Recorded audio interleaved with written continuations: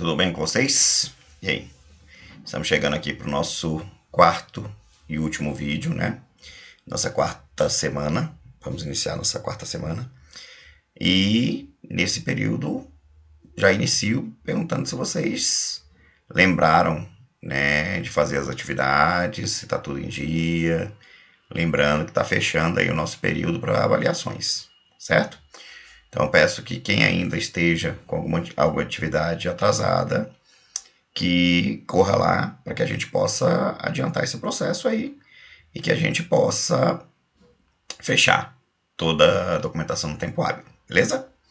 Ótimo. Então nessa aula de hoje vamos falar sobre a epistemologia. Por que devemos abrir espaço para ela dentro da formação dos profissionais de educação, tá bom? Esse slide ficou bem parecido com um dos que eu já trabalhei com vocês, então não se assusta não se verem algumas figuras parecidas e tudo, porque ela vem bem a calhar, tá joia? Então vamos seguir lá. Bom, por que abrir espaço para a epistemologia na formação dos professores? Lembrando que a formação do professor é aquilo, é um processo contínuo, é um processo que não só na academia a gente aprende muito com os alunos, aprende com outros professores, nós vamos aprendendo com a experiência, tentativa e erro, então tem tudo um contexto para que a gente possa aprender, tá? A epistemologia, né, é o estudo do conhecimento e das formas como ele é adquirido e validado. Tem importância significativa na formação dos professores, e é isso que nós vamos discutir. Nós vamos mostrar algumas razões do porquê a epistemologia tem tanta importância na formação dos professores, tá? Por que estudar isso? Por que estudar como que a gente aprende, como que a gente constrói o conhecimento? Nós vamos começar a discutir isso, beleza? Lembrando de novo que o aprofundamento todos os alunos devem buscar. Então, integrar a epistemologia na formação docente, ela pode ter impactos profundos na prática educativa e na abordagem dos futuros professores em relação ao ensino e à aprendizagem. Nós percebemos que copiamos algumas coisas de alguns professores que foram muito bons na nossa vida, né? Existem professores que são inspiradores para a nossa formação, quer seja pelo compromisso, pela ética, pela forma de lidar com os alunos, pela atenção, pelo conhecimento. Então nós vamos buscando alguma coisa desses professores para moldar e a gente trazer para dentro da nossa construção e vamos dando a roupagem de acordo com a nossa cultura, com a nossa vivência, né? E isso é muito válido para que a gente possa se formar como professor. Nós vamos apresentar aí agora alguns pontos chaves que se destacam dessa relevância no processo de formação de professores. Beleza? Bom, vamos lá então. Reflexão e crítica sobre o conhecimento. Um professor tem que ser crítico, né? O professor ele tem que pensar muito no que ele está ensinando, como ele está ensinando, por que ele está ensinando. Isso vai desde o início. Quando o professor pega a ementa, que ele olha ali os conteúdos, para ele estabelecer conteúdos significativos e tudo, ele tem que fazer uma correlação entre o que está ali para ser ensinado e qual a realidade do alunado dele, né? Ele tem que criticar aquilo ali. Muitas vezes o que está na ementa, o que está ali pré-estabelecido para ser trabalhado no currículo, não condiz com a realidade daqueles alunos que você está trabalhando. E o professor tem que fazer essa reflexão, tá? A epistemologia ajuda os professores a refletirem criticamente sobre a natureza do conhecimento e como ele é construído. Isso pode levar a uma melhor compreensão de como os alunos aprendem e como os conteúdos podem ser apresentados de maneira mais eficaz e significativa. Por que a gente tem aquele aluno que nunca aprende com determinado professor?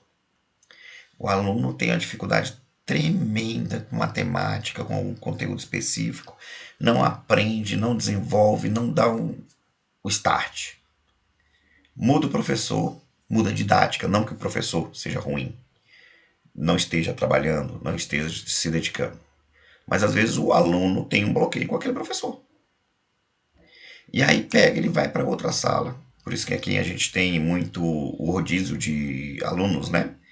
que a gente faz um processo de rodízio, onde alguns alunos têm alguma dificuldade específica, vai para um determinado professor e esse professor recebe os alunos com outra dificuldade. E nesse processo, a gente consegue fazer com que os alunos se desenvolvam. Porque às vezes a didática, a forma que o outro professor lida, faz com que o aluno tenha maior facilidade de entendimento.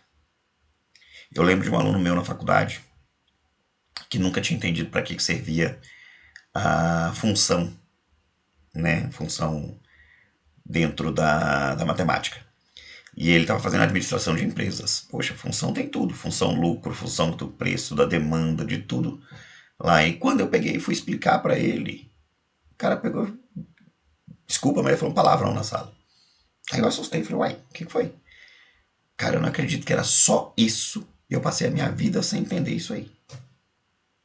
Às vezes, a forma como você se identifica com o conteúdo, que você vai passar o conteúdo, é o diferencial entre seu aluno aprender ou não. Beleza? Desenvolvimento de competências metodológicas. Compreender diferentes teorias, e a gente falou de muitas delas aqui nas aulas, teorias do conhecimento, permite que os professores escolham e se adaptem a metodologias de ensino que melhor atendam às necessidades de seus alunos. Assim como eu falei para vocês da psicologia. Eu sou da TCC. Se um outro professor, se um outro psicólogo é psicanalista, talvez para a demanda dos pacientes dele a psicanálise seja melhor. Talvez alguns pacientes que ele receba seja melhor ser tratado comigo. E o psicólogo ele tem que verificar isso e às vezes fazer indicações. Por isso nós temos redes de apoio, redes de colegas para a gente poder trabalhar em cima disso, certo? Isso inclui reconhecer a importância das abordagens construtivistas, comportamentais ou outras teorias de aprendizagem prática pedagógica, da prática pedagógica. O professor tem que entender, tá? Não pode ser um professor que só tenha conteúdo. O professor tem que ter metodologia. Conteúdo sem método não tem como fazer o aluno aprender. Eu tenho uma crítica muito severa com algumas universidades. Que, por exemplo, o professor ele é engenheiro e ele é colocado para dar aula num curso, por exemplo, de matemática, mas ele não é formado para ser professor. Ele é engenheiro. Ele não tem o conhecimento, a didática, a técnica para poder ensinar. Ele sabe resolver cálculo, resolver problema. Quando você está formando professores, o objetivo não é só isso. Você resolver questões. O professor tem que aprender, além de ter o conteúdo de resolver questões, o professor tem que saber como ensinar aquele conteúdo para os seus alunos. Então é uma crítica pessoal minha. Mas é comum um administrador da aula de matemática, um engenheiro da aula de matemática, coisas desse tipo. Tá bom? Mas beleza. Promoção da aprendizagem significativa. Lembra quando eu falei para você que você tem uma ementa e dentro dessa ementa ali você vai olhar para o seu aluno, para a comunidade que ele está inserido, quais são os aspectos daquela comunidade, quais seriam os conteúdos mais significativos. Se eu pego uma turma de EJA, de Educação Jovens e Adultos, que eu tenho lá só idosos, vai valer a pena eu trabalhar aquela ementa toda de cabo a rabo? Ou é melhor eu pegar conhecimentos significativos ali dentro e aprofundar com esses meus alunos? Isso é a avaliação que o professor faz e ele tem a liberdade de cátedra para fazer. Ao explorar questões epistemológicas, os professores ajudam os seus alunos a desenvolver uma compreensão mais profunda e crítica do conteúdo, promovendo uma aprendizagem mais significativa, entendendo aquilo que ele está estudando, o porquê que ele está estudando, o porquê que eu calculo a área, o porquê que eu calculo o volume, por que eu tenho que estudar física para calcular a velocidade. O aluno tem que entender isso. Isso envolve questionar e explorar a validade das informações e os processos pelos quais se chega ao conhecimento. Muito bem? Não que todo conhecimento não tenha a sua validade. Tem. Mas existem algumas coisas que são mais relevantes naquele determinado momento para aquela determinada clientela. Show? Conscientização sobre preconceitos e diversidade, gente. Essa é até uma imagem que a gente já utilizou, né? dentro da escola, dentro da nossa formação, nós vamos trabalhar o tempo todo com isso. Nós vamos ter que discutir, muitas vezes parar aulas, para a gente pensar com os alunos, para mostrar que o mundo está mudado, que agora não deveria ser assim, mas que o respeito tem que ser, está sendo cobrado pelas mulheres, pelas pessoas com deficiência, por pessoas negras, por indígenas. Eles agora estão se inteirando dos seus direitos e estão cobrando.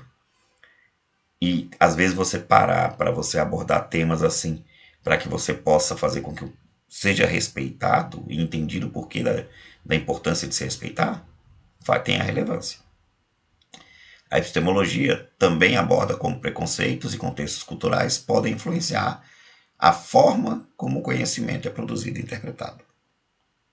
Essa conscientização pode ajudar os professores a promover um ambiente mais inclusivo e a valorizar diversas perspectivas culturais e individuais dentro da sala de aula. Muitas vezes a gente tem numa sala de aula uma pessoa que nasceu numa tribo quilombola e ela tem poder de fala. Ela sabe como que é a vivência lá. Ela expor como é a vivência talvez seja muito mais relevante do que o professor está explicando algo que ele tem o conteúdo, mas ele não tem o poder de fala. Uma pessoa negra que é discriminada, ela sabe muito bem falar da discriminação que ela sofreu, muito mais do que o professor que não é. Uma pessoa portadora de deficiência, ela pode muito mais explicar quais são as necessidades que ele tem, quais as dificuldades que ele enfrenta, quais as discriminações que ele sofre, do que o professor que não passa por aquilo. Uma mulher que às vezes sofreu um assédio dentro de um ônibus, ela pode muito mais, explicar muito bem para o professor por que ela se sentiu incomodada e se sentiu invadida naquele momento, coisa que um homem talvez não tenha a mesma percepção. Por isso que a gente pode e deve criar ambientes inclusivos dentro de sala de aula. E alguns grupos vão trazer informações que nós, professores, mesmo tendo conteúdo, não temos o poder de fala, não temos a vivência. Beleza? Desenvolvimento profissional contínuo, cara, não tem como o professor parar no tempo. Então o professor ele é aquele eterno aprendiz. Ele vai sempre estar investindo na carreira, investindo no conhecimento, fazendo cursos, estudando, lendo bons livros. O professor ele é um instrumento em interna construção, certo? O estudo da epistemologia pode inspirar um compromisso contínuo com a formação e desenvolvimento profissional. Compreender diferentes paradigmas de conhecimento pode incentivar os professores a se manterem atualizados com novas teorias e novas práticas educacionais. Muitas vezes um professor vem com uma prática diferente e aí nós vamos lá, vamos estudar aquela prática, a gente vê o interesse, a gente fala, poxa, dá para usar com os nossos alunos.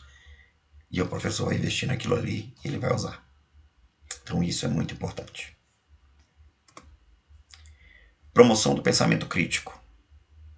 Nós somos formadores de opinião, mas nós temos que primeiro encorajar nossos alunos para não terem medo de expor suas opiniões, de expor seus pensamentos, de fazer questionamentos. O professor precisa disso. Precisa fazer isso. Encorajar os alunos a questionar e avaliar o conhecimento é uma habilidade fundamental. Profissionais bem informados em epistemologia estão bem equipados para ensinar os alunos a pensar criticamente, questionar o conhecimento de forma produtiva. Não aceitar aquela educação bancária onde o professor falava, o aluno engolia aquilo e vomitava o conhecimento, sem questionamento. O professor mandava, o aluno obedecia, o professor dizia que era assim e o aluno falava amém. Não. Hoje nós precisamos estar preparados para ter uma relação com os alunos onde trazemos o conhecimento, trazemos a teoria e o aluno muitas vezes vem questionar, vem perguntar o porquê, vem querer entender o processo que chegou aquilo ali. E o professor ele tem que estar bem preparado para isso. Integração com outras disciplinas. Nós não podemos pensar, né, as disciplinas de forma estanque. E aí tem um grande problema, porque nós, quando vamos fazer academia, quando estamos lá fazendo as graduações, o professor de matemática estuda matemática. O de português vai estudar português. Né? E muitas vezes a gente não tem essa formação onde a gente consiga integrar as disciplinas. Mas nos processos de coordenação, de reuniões pedagógicas, é um momento onde, nas conversas entre os professores, eles podem pensar em temas geradores, em que esses temas geradores eles vão trabalhar de forma coletiva, um ajudando o outro, certo? A epistemologia pode ajudar os professores a integrar e conectar diferentes disciplinas e áreas de conhecimento, mostrando como elas se relacionam e como diferentes perspectivas epistemológicas podem enriquecer a compreensão de um tema. Por exemplo, eu fiz uma atividade da minha escola, onde eu estava dando aula de matemática e eu queria trabalhar área, perímetro e preço. E aí eu fiz um trabalho junto com o professor de ciências sobre reciclagem. Nós pedimos para os alunos buscarem pallets, madeira reciclável, madeira no lixo, e dessas madeiras eles construírem móveis. Só que eu estava trabalhando aí a reciclagem, né, sustentabilidade, e dentro da área de matemática eu pedi para eles calcularem o preço que eles poderiam vender esses móveis, o custo para eles produzirem esses móveis, quanto de madeira eles gastaram, quanto de material eles gastaram, de verniz, de prego, toda uma planilha de valores que eles gastaram até chegar ao preço do produto, do móvel pronto, para eles colocarem para vender. E disso nós fizemos uma exposição na escola. Até hoje, foi antes da pandemia, e até hoje nós temos esse material exposto lá na escola.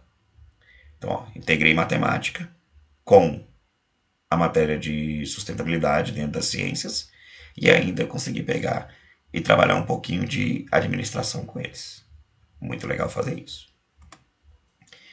Preparação para os desafios contemporâneos, né? Nós temos aí um mundo onde a informação está cada dia mais rápida e cada dia ela muda, né? Não que ela perde, ela muda constantemente, né? Então o que era novidade hoje, amanhã já não é. E nós temos que estar preparados para tudo isso, né? Então, em um mundo onde a informação é abundante, muitas vezes contraditória, entender que os fundamentos do conhecimento podem ajudar os professores a preparar os alunos para lidar com a complexidade e a ambiguidade das informações na era digital. Inclusive, por exemplo, recebemos tantas notícias que são inverídicas, né? Então, a internet está aí, o computador, o celular na mão das crianças, dos adolescentes, e ali tem muita informação, mas tem que se fazer um filtro. Porque nem sempre aquilo que está sendo colocado ali é verdade. Nem sempre aquilo ali a gente pode acreditar, né? Então, saber fazer uma análise de conteúdo, saber buscar fontes confiáveis, saber questionar muitas vezes aquelas informações é muito importante. E temos que fazer com que os alunos aprendam isso. Em resumo, a inclusão da epistemologia na formação dos professores não só enriquece a prática pedagógica, mas também prepara educadores para enfrentar desafios complexos e promover um ambiente de aprendizagem mais dinâmico e reflexivo. É o que nós buscamos. Sempre estar preparados, mas buscando conhecimento, buscando formação, buscando produzir melhor, buscando aulas com temas mais relevantes para os nossos alunos, fazendo com que nossos alunos possam refletir, discutir, construir seus próprios pensamentos, suas próprias teorias, analisar o que é certo, o que é errado, diante do seu conhecimento, da sua vivência e daquilo que é exposto, tanto na sociedade quanto na escola. Joia? Bom, chegamos ao último encontro.